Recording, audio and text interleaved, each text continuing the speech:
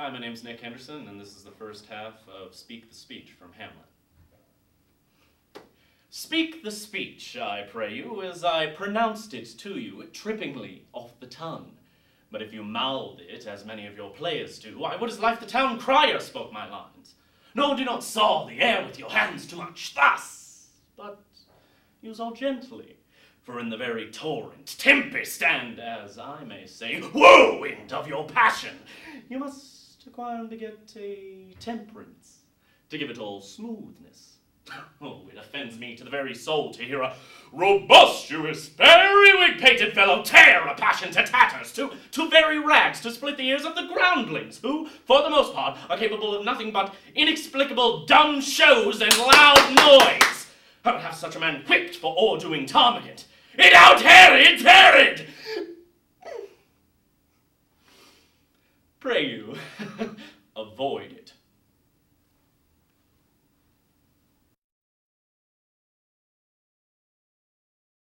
Hi, my name's Nick Henderson, and this is Hang There My Verse from As You Like It. Hang there my verse, in witness of my love, and thou, thrice crowned Queen of Night, survey with thy chaste eye from thy pale sphere above. Thy huntress name my full life doth sway.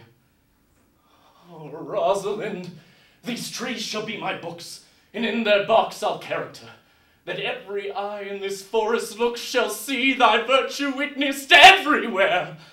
Run, run, Orlando, carve on every tree the fair, the chaste, the unexpressive she.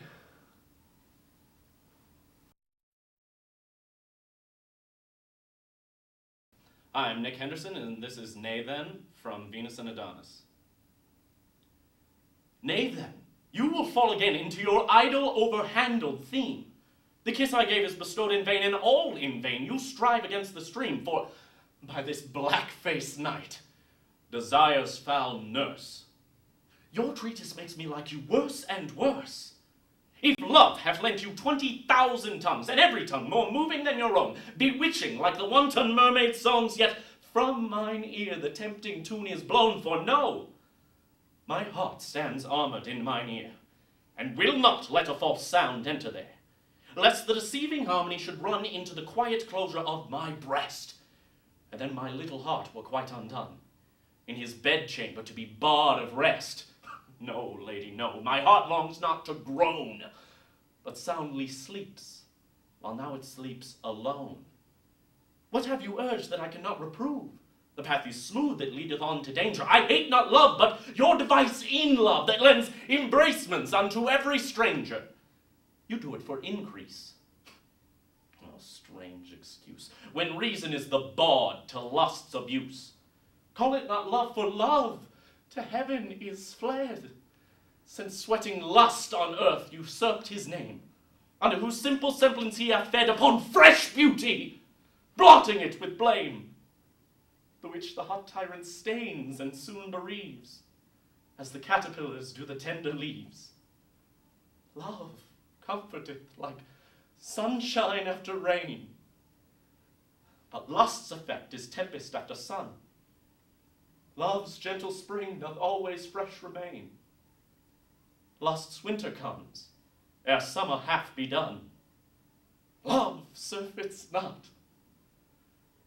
Lust, like a glutton, dies. Love is all truth.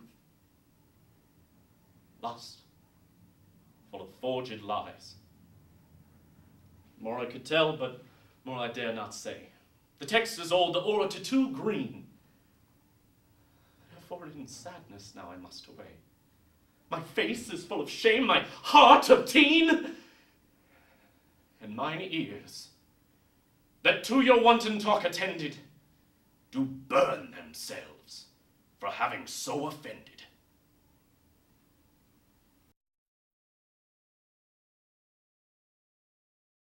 I'm Nick Henderson, and this is Death is a Fearful Thing from Measure for Measure.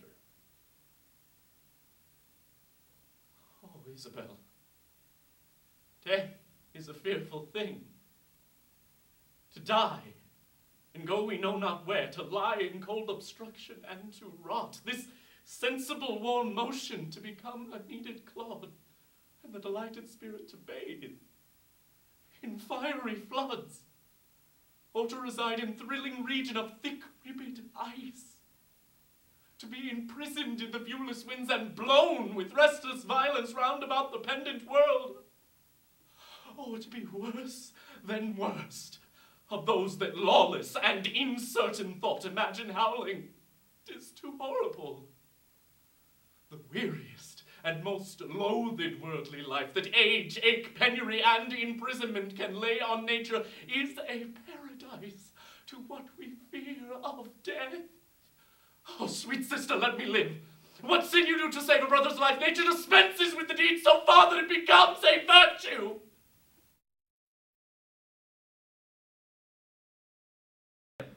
I'm Nick Henderson, and this is Oh, What a Rogue and Peasant Slave Am I. Oh, what a rogue and peasant slave am I. Is it not monstrous that this player here, but in a fiction, in a dream of passion, could force his soul so to his own conceit that from her working all his visage waned?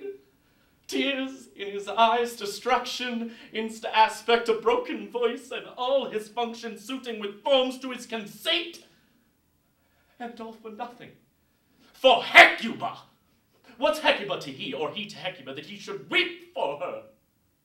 What would he do, had he the motive or the cue for passion that I have? He would drown the stage with tears and cleave the general ear with horrid speech, make mad the guilty and appall the free, confound the ignorant and amaze indeed the very faculties of eyes and ears. Yet I, a rude and muddy-mettled rascal, peak like a John of dreams, unpregnant of my cause, and can say nothing. No, not for a king, upon whose property and dear life a damned defeat was made. Am I a coward? Who calls me villain? Breaks my pate across, plucks off my beard and blows it in my face, gives me the lie in the throat that deepens to the lungs. Who does this me?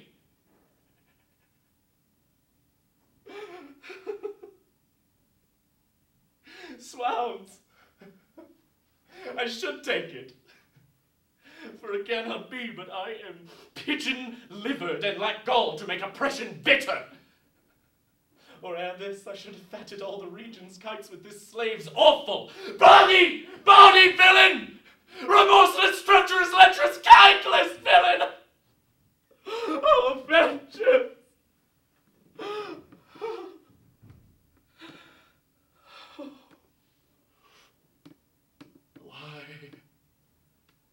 What an ass am I? It is most brave that I, the son of a dear father murdered, and prompted to my revenge by heaven and hell, must, like a whore, unpack my heart with words, and fall a-cursing like a very drab, a scullion! Fie upon its foe about my brains! I have heard of guilty creatures sitting at a play, have by the very cunnings of the scene been struck so to the soul. Presently they have proclaimed their malfactions. For murder, though it have no tongue, will speak with most miraculous organ. I'll have the players play something like the murder of my father before mine uncle. I'll observe his looks, I'll tempt him to the quick. If he but blench, I know my course. The spirit I have seen may be the devil, and the devil hath power to assume a pleasing shape, and yea, perhaps out of my weakness and my melancholy, as he is very potent with such spirits, abuses me to damn me. I'll have grounds more relative than this. The play's the thing, wherein I'll catch the conscience of the king.